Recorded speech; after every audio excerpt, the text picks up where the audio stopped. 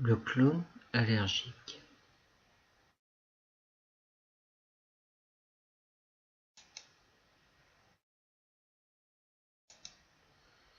Seul, dans son aquarium vide, un bébé clown volait, virait, dansait, de longueur en largeur. Parfois, il s'arrêtait et se fixait dans un coin, puis riait.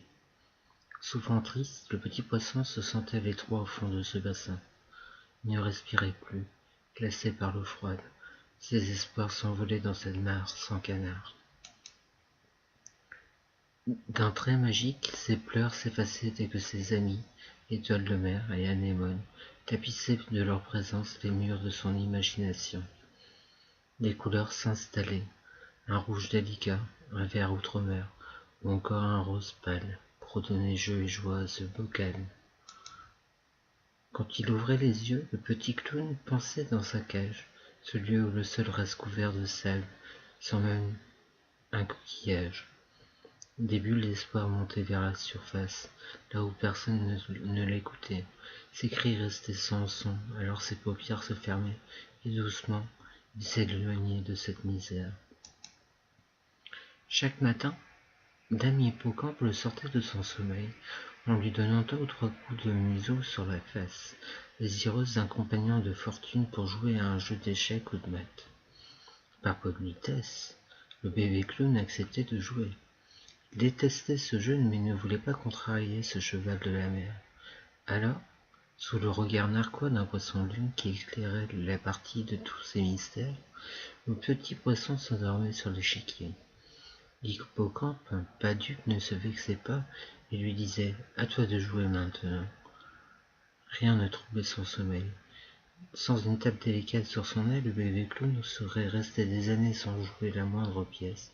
Ses yeux s'éclairaient, il ronchonnait. « Oui, je sais. » Au hasard, une figure tombait sur une case. Dame Hippocampe la relevait et restait des heures sans rien dire, à réfléchir sur le coup suivant. Ce pays n'était pas peuplé que d'animaux gentils. De sinistres requins désargentés venaient semer le trouble quand ils cherchaient des pièces de monnaie à s'enfouir dans la panse. L'esprit vide, l'estomac plein était l'unique essence de leurs pensées. Ils circulaient à toute vitesse, agitant scie, marteau ou dents d'acier. La force était leur unique faiblesse. Ils troublaient les eaux et tout le monde partait se cacher. Dans un trou de roche, une solide murène montait la garde. Ses dents scintillaient d'agacement. Tous supportaient le son des crocs qui heurtaient le vide. Aveugles de nature, les requins rataient souvent leur proie. Le petit clown, lui, choisissait un endroit sûr, invisible, au sein de coraux rouges qui cachaient son nez. Lancés dans une danse infernale, les requins tournaient en rond. Quelques poissons pas malins étaient happés par les taux de fer et disparaissaient à jamais. Puis ces malotries quittaient ce monde sans un sourire. Ils partaient vers d'autres conquêtes, d'autres proies pour le dîner. Leur dos se tournait, leur mâchoire s'évanouissait, le vacarme renaissait. Chaque survivant laissait éclater sa joie de vivre. Un poisson-chat, sous un lit d'algues vertes, dormait songeur. Dans sa nuit, il miaulait, son désir de fuir ces contrées maudites, où la douleur suivait les pas des requins après chaque festin. Dans son cauchemar, ses moustaches transparentes recevaient ses pleurs, invisibles grimaces de ses souffrances. Chaque famille comprenait son mal, car tout était passé par ses larmes. « Et à quoi tu penses ?» Il remonta frétillé de malice.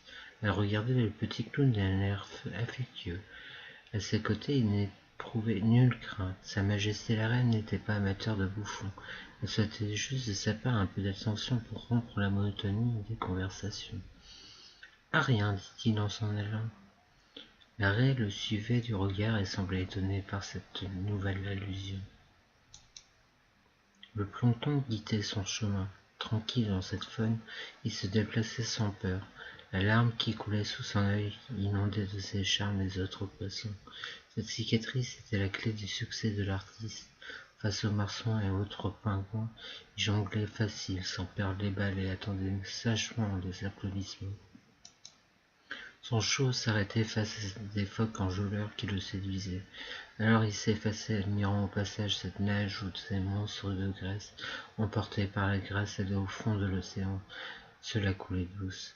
Il adorait la simplicité des phoques, leur élégance. Ces chiens de la mer infatigables usaient les algues par leurs multiples mouvements. La douceur de leur regard était un ravissement. Sûr de se souvenir, il riait. À la fin de la journée, les anciens aimaient raconter des contes, de folles histoires de poissons capables de voler d'un simple battement de nageoire. Pour eux, le toit de la mer n'avait pas de secret, car il disparaissait par enchantement de longs moments dans un lieu inconnu. Ceux qui revenaient parlaient d'étoiles qui scintillaient sous des croissants de lune, dans un autre monde que les fonds sous-marins. Le petit clown se serrait contre sa mère, en imaginant la menace qui surplombait l'espace. La peur lui fermait les yeux. Leur voix était douce, chaude comme la mer, son palais. Ces sorciers ensorcelaient ses songes de tous les mystères. Le petit clown rêvait que des ailes lui poussaient pour sauter hors de sa cage, sa prison. Une main troubla le tourbillon de ses pensées, lui indiquant de rejoindre la réalité. Sa main, son ménagement, le sortait de son univers de rêve. Elle caressait le bocal, appelant le poisson à jouer. Lui se mit à tourner dans tous les sens, ce qui enchanta les galopins qui s'amusaient à ses dépens. L'un d'eux, un peu maladroit, se pencha au-dessus de l'aquarium et glissa. Le bocal se brisa sur le sol. Dans un lourd fracas, le verre s'éparpilla aux quatre coins de la pièce, et le petit clown se trouva nu, au sol, suffocant sous le choc. Un des enfants s'exclama. « Il va mourir !» Le silence envahissait la pièce, et une main saisit le poisson. Il fallait le sauver. La mer n'était pas loin, mais la course de l'enfant sembla longue pour tout le monde. Le clown agonisait sans un pleur. Sa vie défilait sous ses yeux. Il sentait l'étau se desserrer autour de son corps et la fraîcheur revenir à l'assaut. Ses nageoires sentaient ce liquide et battaient de plaisir. Soudain ses yeux s'ouvrirent et la magie du lieu qu'il habitait lui rendit son bonheur. Le poisson clown vivait de nouveau. Il venait de quitter par hasard un univers de larmes et enfin allait retrouver le charme de son château, là, tout au fond de l'eau.